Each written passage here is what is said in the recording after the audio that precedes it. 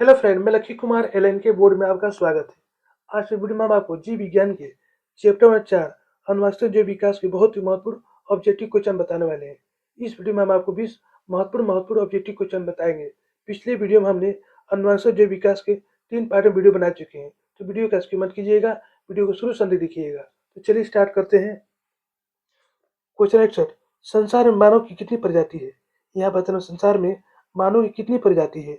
Option 1, B 2, सी 3, D 4। संसार मानव की कितनी प्रजाति है? संसार मानव की एक ही प्रजाति है। यहाँ पर ऑप्शन है। चलिए अगला क्वेश्चन देखते हैं। क्वेश्चन नंबर 62, जीवों की जटिल अंग उत्पत्ति कैसे हुई? ये भी काफी महत्वपूर्ण क्वेश्चन है। यहाँ बताना जीवों की जटिल अंग उत्पत्ति कैसे हुई। ऑप्शन है जीनोटाइप से, बी गुणसूत्र से, सी कर्मिक विकास से, इनमें से कोई नहीं। जीवों की जटिल अंग उत्पत्ति कैसे हुई? कर्मिक विकास से। यहाँ पर ऑप्शन सी। पहले मनुष्य कैसे था? पहले मनुष्य बंदर जैसा था, लेकिन धीरे धीरे निरंतर कर्मिक विकास हो मनुष्य जैसा हो गया। ठीक है, उसी प्रकार जिराफ पहले कैसा था? तो घोड़े जैसा था। ठीक है, लेकिन कर्मिक निरंतर विकास से उसका गर्दन लंबा हो गया और अगला टांग भी लंबा हो गया। यानी कि जो जटिल अंग उत्पत्ति जो होती है वो कर्मिक विकास से होती है। ठीक है, यहाँ पर ऑप्शन सी। चलिए अगला क्वेश्चन देखते हैं। क्वेश्चन 63, मनुष्य का सबसे करीबी संबंधी कौन है? यहाँ बता रहे मनुष्य का सबसे करीबी संबंधी कौन होता है। ऑप्शन पंछी, बी मछली, सी चिंपैंजी, डी बिल्ली। तो मनुष्य का सबसे करीबी संबंधी कौन है? तो चिंपैंजी होता है। यहाँ पर ऑप्शन सी। चलिए अगला क्वेश्चन देखते हैं। क्वेश्चन 64, मनुष्य और चिंपैंजी में क्या समानता है? यहाँ बता रहे मनुष्य और चिंपैंजी में क्या समानता है। ऑप्शन ए, चिंपैंजी मनुष्य का पूर्वज है, फिर मनुष्य ही चिंपैंजी का पूर्वज है, सी चिंपैंजी और मनुष्य के पूर्व समान थे, इनमें से कोई नहीं। तो मनुष्य और चिंपैंजी में क्या समानता है? क्योंकि चिंपैंजी और मनुष्य पूर्व में क्या थे? एक समान थे। यहाँ पर ऑप्शन सी। चलिए अगला क्वेश्चन देखते हैं। क्वेश्चन 65, समझाता हूँ उदाहरण है। यहाँ बताना समझाता हूँ उदाहरण कौन है।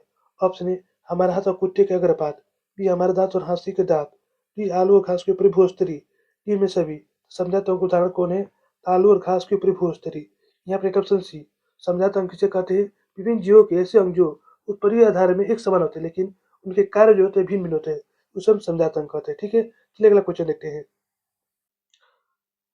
क्वेश्चन 66, प्रारंभ के सरल प्राणियों का विकास वर्तमान के जटिल प्राणियों में किस क्रिया द्वारा हुआ है? यहाँ बता रहा है प्रारंभ के सरल प्राणियों का जो विकास है वर्तमान में जटिल प्राणियों में किस क्रिया द्वारा हुआ है। ऑप्शन ए, युग्मक द्वारा, बी आनुवंशिकता द्वारा, सी जैव विकास द्वारा, तीन में से कोई नहीं। तो प्रारंभ के सरल प्राणियों का विकास वर्तमान के जटिल प्राणियों में किस क्रिया द्वारा हुआ है? तो जैव विकास द्वारा। यहाँ पर ऑप्शन सी। चलिए अगला क्वेश्चन देखते हैं। क्वेश्चन नंबर 67, चमगादड़ पंछी के पंख निम्नलिखित में से किसका उदाहरण है? ये भी काफी महत्वपूर्ण क्वेश्चन है, मैट्रिक परीक्षा में बराबर पूछा जाता है। यहाँ बता रहा हूँ चमगादड़ पंछी के पंख निम्नलिखित में से किसका उदाहरण है। ऑप्शन समझात अंग, बी असमझात अंग, सी अवशेषी अंग, डी प्रतिरोधी अंग। चमगादड़ पंछी के पंख निम्नलिखित में से किसका उदाहरण है? असमझात अंग का। यहाँ पर ऑप्शन बी। अब देखिए, असमझात अंग किसे कहते हैं? भिन्न जीवधारी में ऐसे अंग जो कार्य में एक समान होते हैं, कार्य उनके जो है एक समान होते हैं, लेकिन संरचना जो होता है भिन्न होता है, उसे क्या कहते हैं? असंगत अंग या समृद्धि अंग कहते हैं। ठीक है, चलिए अगला क्वेश्चन देखते हैं। क्वेश्चन 68, कौन सा विलक्षण वासनागत नहीं है? यहाँ बताना कौन सा विलक्षण वासनागत नहीं होता है। ऑप्शन आँख का रंग, बी चमड़ी का रंग, सी शरीर का आकार, डी बाल की प्रकृति। तो कौन सा विलक्षण वासनागत नहीं होता है? आँख का रंग, चमड़ी का रंग, शरीर के आकार, ये सभी वासनागत होते हैं, जबकि बाल का प्रकृति वासनागत नहीं होता है। ठीक है, यहाँ पर ऑप्शन डी। अब देखिए, मान लीजिए पिता का आँख यदि भूरा है तो बच्चा का भी आँख क्या होगा? भूरा होगा। ठीक है, यदि उसका चमड़ी का रंग, यदि पिता की चमड़ी का रंग काला है तो बच्चे का भी चमड़ी का रंग काला होगा। यदि पिता जो लंबा है तो उसका बच्चा भी क्या होगा? लंबा होगा। यानी कि आँख का रंग, चमड़ी का रंग, शरीर का आकार, ये सभी एक समान होते हैं, जबकि बाल की प्रकृति है भिन्न हो सकती है। ठीक है, यहाँ पर राइट ऑप्शन डी। चलिए अगला क्वेश्चन देखते हैं। क्वेश्चन 69, मिलर यूरे के द्वारा निम्न से कौन सा अणु बना था? यहाँ बताना मिलर यूरे के द्वारा निम्न से कौन सा अणु बना था। ऑप्शन अमीनो अम्ल, बी शर्करा, सी आरएनए, इनमें से कोई नहीं। तो मिलर यूरे के द्वारा निम्न से कौन सा अणु बना था? अमीनो अम्ल, शर्करा, आरएनए, ये सभी बने थे। यहाँ पे ऑप्शन डी।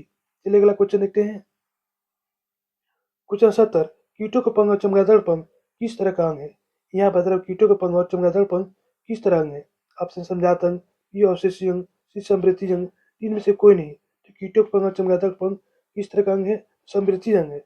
यहाँ पर ऑप्शन सी। अब देखिए, कीटों का पंख, चमगादड़ का पंख दोनों क्या है? दोनों का समान कार्य है, लेकिन संरचना जो है भिन्न है। इसे हम क्या कहते हैं? समृद्धि या समझौता को कहते हैं। ठीक है, चलिए अगला क्वेश्चन देखते हैं। क्वेश्चन 71, जीव की उत्पत्ति से पहले पृथ्वी पर क्या नहीं था? यहाँ बताना जीव की उत्पत्ति से पहले पृथ्वी पर क्या नहीं था? ऑप्शन CO2, PO2, CNO2, तीन में सभी। जीव की उत्पत्ति से पहले पृथ्वी पर क्या नहीं था? CO2, O2, NO2 यानी कि carbon dioxide, oxygen, nitrogen dioxide, ये तीनों नहीं थे। यहाँ पर ऑप्शन डी। चलिए अगला क्वेश्चन देखते हैं।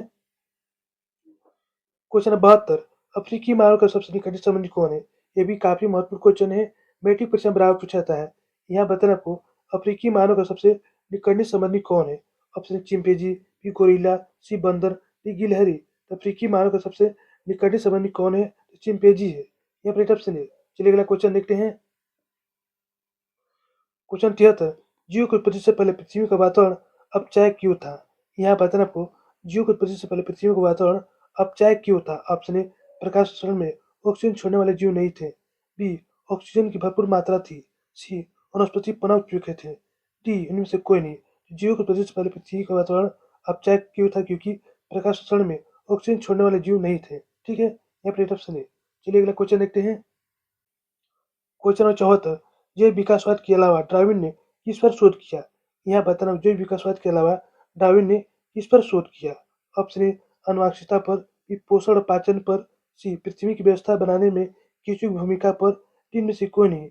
जैव विकासवाद के अलावा डार्विन ने किस पर शोध किया था? तो भूमि की व्यवस्था बनाने में केंचुओं की भूमिका पर। ठीक है, यहाँ पर ऑप्शन सी। चलिए अगला क्वेश्चन देखते हैं। क्वेश्चन 75, निम्नलिखित में से कौन स्त्रियों में पाया जाने वाला लिंग गुणसूत्र है? यहाँ बताना आपको निम्नलिखित में से कौन स्त्रियों में पाया जाने वाला लिंग गुणसूत्र है? Option A XX, B XY, C YY, D XO। तो निम्नलिखित में से कौन स्त्रियों में पाया जाने वाला लिंग गुणसूत्र है? XX जो होता है स्त्रियों में पाया जाने वाला लिंग गुणसूत्र होता है। यहाँ पर राइट ऑप्शन, जबकि पुरुष का क्या होता है? XY होता है, इसे याद रखिएगा। चलिए अगला क्वेश्चन देखते हैं। क्वेश्चन नंबर 76, मानव युवक में गुणसूत्र की संख्या होती है। यहाँ बताना मानव युवक में गुणसूत्र संख्या कितनी होती है? ऑप्शन 22, बी 23, सी 46, डी 24। तो मानव युवक में गुणसूत्र संख्या कितनी होती है? 46 होती है। यहाँ पर ऑप्शन सी।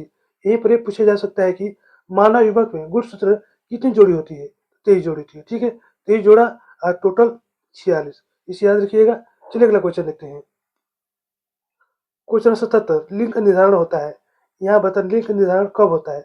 ऑप्शन ए, निषेचन से पहले, बी निषेचन के बाद, सी निषेचन के समय, डी भ्रूण से।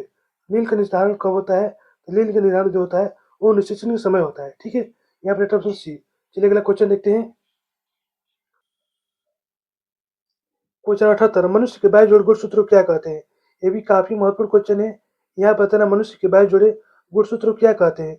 Option A, autosome, B link chromosome, C X chromosome, D Y chromosome. तो मनुष्य के 22 जोड़े गुणसूत्र को क्या कहते हैं? ऑटोसोम कहते हैं।